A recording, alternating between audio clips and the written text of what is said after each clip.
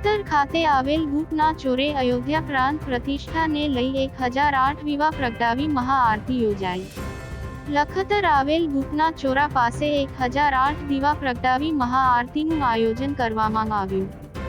લખતર ભૂપ શેરીના ભૂપના ચોરે 1008 દીવા પ્રગટાવે રામધૂન તેમજ હનુમાન ચાલીસા સાથે મહાઆરતીનું આયોજન કરાયું।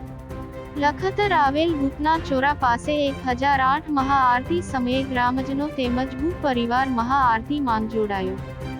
મહાઆરતી સમયે ગ્રામજનો મોટી સંખ્યામાં ઉમટી પડ્યા અને ભગવાન શ્રીરામની આરતી ઉતારી।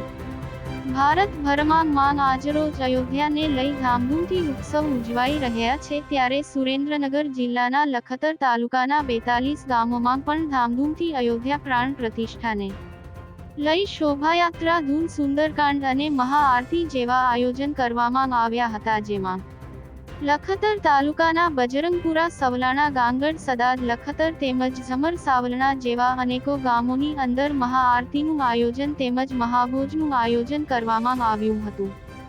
શહેરમાં આવેલ ભૂપના ચોરાએ 1008 દીવા કરી મહાઆરતી કરવામાં આવી હતી, જેમાં 108 દીવા પ્રગટાવી રામ નામ લખી પ્રાણ પ્રતિષ્ઠાનો ઉત્સવ ઉજવ્યો હતો।